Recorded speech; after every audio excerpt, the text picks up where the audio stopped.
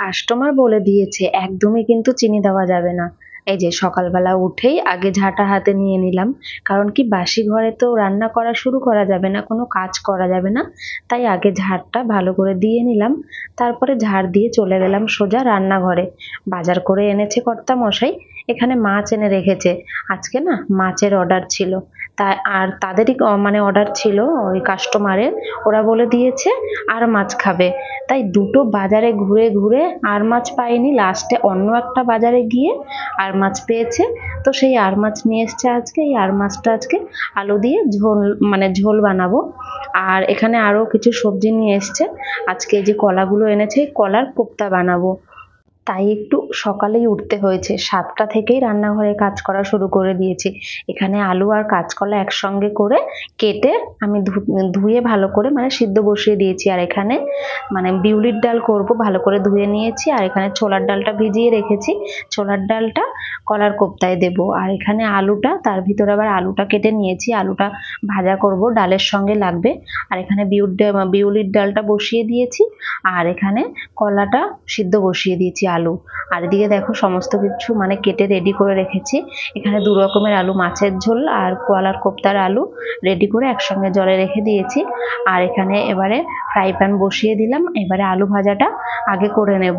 একা হাতেই রান্নাঘরটা সামলাতে হয়, তাই পুরো দিকটা বুঝে শুনে চিন্তা করে কোনটার পরে কোনটা করব সেটা করতে হয়। একটু এদিক ওদিক হলেই কাজ পুরো একদম অগোছালো হয়ে যায়, তাই পুরোটা বুঝে শুনে কাজটা একার হাতে সামলাতে হয়।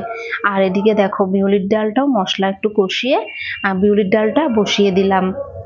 আর আজকে ছিল 8 জনের অর্ডার, একটু বেশি ছিল, অনেকদিন পরে এতগুলো অর্ডার হয়েছে। তো তাদেরকে আমার একটার ভিতরে রেডি করে দিতে হবে, আর অনেকগুলো রান্না। তো মানে প্রত্যেকটা রেডি করতে আমার তো টাইম লাগবে না। তো তাই আমি তোমাদের বেশি ভিডিও করে দেখাতে পারছি না, তবুও আমি কিছু কিছু তুলেছি, কি বলবো মানে অনেকটা টেনশনের মধ্যে দিয়ে। তারপরে এখানে কিচ্ছু খাওয়া হয়নি সকালে, তো একটু চা বসিয়ে দিয়েছি। আর এখানে মাছটা ভালো করে ধুয়ে হলুদ নুন কাশ্মীরি লঙ্কার গুঁড়ো মাখিয়ে রেখেছি। আর এখানে এবারে মাছগুলো ফ্রাই করে নেব।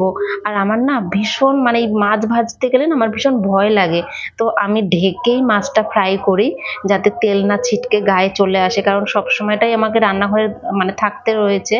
আর এদিকে দেখো একটু মুসুরির ডালও করতে হয়েছে, কারণ কি দুভাগে ডাল করেছি। কিছু কাস্টমার আসে যারা বিউলির ডাল খায় না, আর তো তার জন্য 2 রকমের ডাল করতে হয়েছে।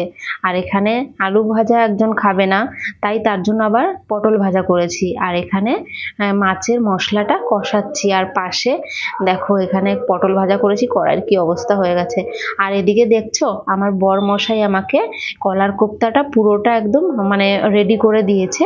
এবার আমি ফ্রাই করব, কারণ একটু তো হেল্প না করলে হবে না, না ওর দ্বারা যতটা সম্ভব ও আমাকে হেল্প করে দিয়েছে, কলার কোপ্তাটা করে দিয়েছে, এটা অনেক। আর ওরও তো কাজ আছে তাই না। আর এখানে দেখো মাছ ভাজা হয়ে গেছে।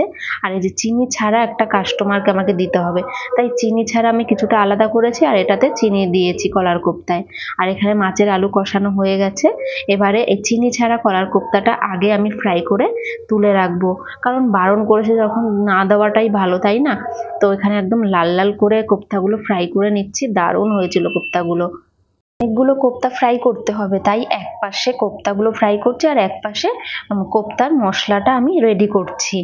আর এদিকে দেখো আমি কিন্তু একটা বড় গ্যাসে আর বড় মানে কড়াইয়ে আমি মাছটা এই সাইডে আমি বসিয়ে দিয়েছি, কারণ 3টে গ্যাস আমার জ্বলছে, 3টে না 4টে জ্বলছে। আর এদিকে দেখো আমি একটা ভুল করে বসেছি, কোপ্তার মশলা কষিয়ে জল দিয়ে দিয়েছি, আলুটা আর কষানো হয়নি, ভাজাই পড়ে আছে আলুটা। কি আর করবো, তাই এখন রান্না করতে হবে। আর দেখো আমার কি অবস্থা, ঘেমে একদম মানে ঘেমে কি অবস্থা তোমরা দেখেই বুঝতে পারছো, ঘাম তো হবেই, কারণ মানে আমাকে শুধু মুহূর্তের মধ্যে এদিকে ওদিকে এদিকে ওদিকেই আমাকে করতে হচ্ছে। আর বাইরে হচ্ছে বৃষ্টি, বৃষ্টিতেও কাজ হচ্ছে না, তবুও আমি ঘেমে যাচ্ছি। আর কাজ করতে বেশ ভালোও লাগছে জানো তো, কারণ কি এতগুলো অর্ডার হয়েছে, মানে এতগুলো অনেক দিন পর এতগুলো অর্ডার হয়েছে খাবারের দুপুরের, তো ভালোও লাগছে। এই যে দুভাগে দেখো, এটা চিনি ছাড়া কলার কোপ্তার তরকারি করেছি, আর এটা চিনি দিয়েছি হালকা করে। তারপরে এখানে মাছের ঝোল হয়ে গেছে, ভাত বসিয়ে দিয়েছি। তো এখন প্যাকিং করব। আমি আর কিচ্ছু তোমাদেরকে বলতে পারছি না যে কি করে এতগুলো রান্না করলাম, কি করলাম, সমস্তটা আমি রেডি করে নিয়েছি। এখন আমার প্যাকিং করার পালা। তো এখানেই ভিডিওটা শেষ করছি। আর কেমন লাগলো অবশ্যই কিন্তু কমেন্ট করে জানিও, আর অবশ্যই পাশে থেকো তোমরা।